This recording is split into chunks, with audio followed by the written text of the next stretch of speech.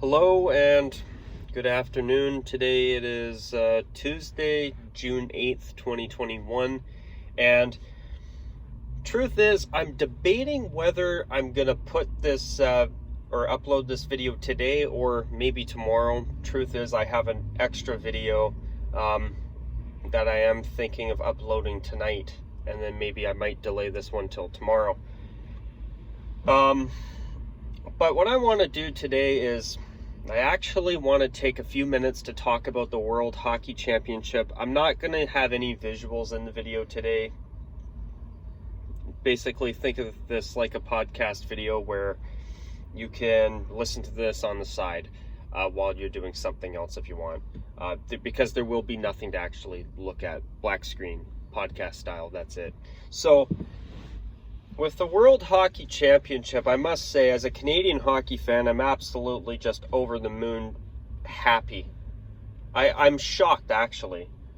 But I cannot believe that Canada just did something that no other team in any IIHF competition has ever done before. And that's go 0-3 to start a tournament and come back and ultimately win the gold medal. I mean, that's incredible. It really is. You know, Canada lost to Latvia, they lost to Germany, they lost to the United States, and the United States spanked them 5-1. Then they finally got their first win against Norway. Then they won over Kazakhstan. Then they defeated Italy. And then they played Finland in the final round robin game, lost in a shootout, and they had to rely on Latvia and Germany to finish their game in regulation just so they could get into the quarterfinal round by the skin of their teeth. And then once I found out that Canada actually made the quarterfinal, although I was ecstatic just to see Canada get that far after their 0-3 start, you know, then I found out they're playing the first place Russians from the other group, and I'm like, wait, this, with the way Canada's played, I don't think this is going to end well for Canada. The next thing you know, they win 2-1. I was speechless when I heard that Canada defeated the Russians. I'm like, what? They upset Russia with the way they've played so far in this tournament? Then after that, they played the United States in the semis. And I'm like, okay, after the Americans spanked us 5-1, there's no way they're beating the United States. And then all of a sudden, I couldn't believe it, but Canada defeated the Americans 4-2.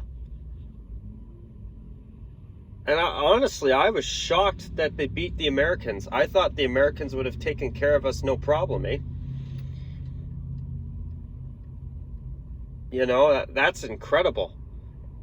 And then next thing you know, Canada's playing Finland for the gold medal. And the game's tied. Canada had to score to tie the game, and then they went to overtime. And Canada got it done.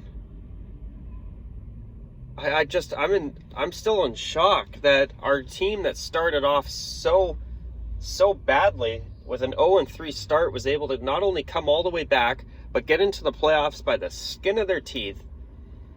And then they won the whole bloody tournament. I mean, what a pleasant surprise that was, you know. That was incredible. Watching that the other day, that was amazing. I mean, honestly, obviously, as a Canadian hockey fan, I'm biased, obviously I'm rooting for my country to win, but, you know, wow. I was just so happy to see that final result. That was awesome. But also, I want to take a moment to give a shout out to the IIHF, because you know what? It is so nice to see that at the bare minimum, their gold medal games are done or settled in sudden death overtime now and not a shootout. That's the way it should be. Now, I don't know how I feel about 3-on-3 sudden death overtime, but I will say this. It does open up the ice. It does. And I see their method, the method behind their madness is that what they're trying to do with that is they're trying to make sure that the game possibly ends sooner. I kind of see where they're coming from, because before they had it so that you'd play 10 minutes of overtime, then go to a shootout till there's a winner. So by having sudden death 3-on-3 overtime, there's still the possibility a game could go on for a long time. But you know what? Usually 3-on-3 overtime opens up the ice so that a game usually ends a bit quicker. But I'm just so grateful that these double IHF events are settled the right way in overtime for the gold medal game. And I think it's sudden death for the bronze medal games now too. I could be wrong. But I'm just grateful to see that at least the gold medal game is settled by overtime and not a breakaway competition, which is the shootout. That's good. So, that's something I'm really happy about. Yeah, I don't think it's right seeing a team winning a gold medal because they won against another team in a shootout. And I would be saying that if Canada won a tournament in a shootout, believe it or not. But now I'm hoping that eventually we'll see the double IHF change the rules so that at least the semifinals are also decided by sudden death overtime. In fact, I think everything past the round robin should be decided in sudden death overtime if it's a sudden death game. Winner move on, loser go home. It should be overtime. Round robin, if they want to do shootouts, although I do not like shootouts, all right. But for the playoff style games where you win, you move on, you lose, you go home, it should be decided playing actual hockey, not a shootout, not a breakaway competition. But obviously that's a matter of opinion. But I also have heard that the double IHF is going to bring in the trapezoids starting next year. See, I actually am not a total lover of the trapezoid because I like the idea of more open ice and more room for the goalie to play the puck. But I'm sure that's an opinion not everybody agrees with either. But yeah, I must say, I am in shock in the best way possible that Canada somehow went 0-3 to start the tournament and became the first team in any double IHF competition, as far as I know, correct me if I'm wrong, to start 0-3 and end up winning the entire tournament and winning gold. It's incredible. It really is. It really is. Also, I want to quickly talk about the playoffs in the NHL. Might as well have some fun with that and talk about it too while I'm here. But I don't know what happened. The Jets absolutely spanked the Oilers. The Oilers basically didn't show up for the playoffs this year at all. They got swept by the Jets, and now the Jets have just been swept by Montreal. I mean, I'm shocked.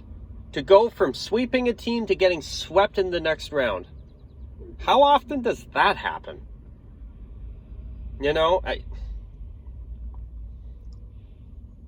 I'm shocked, but I'm also even more shocked that the Montreal Canadiens, the team that snuck into the North Division playoffs in that final spot, is now the team from Canada that will be playing in the third round of the playoffs, playing the winner of the Golden Knights Avalanche.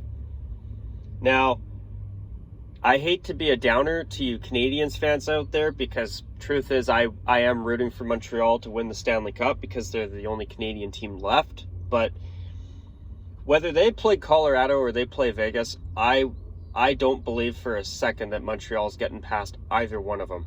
Those two teams are far too good, in my opinion, compared to Montreal. I mean, they've got a great goalie, though, so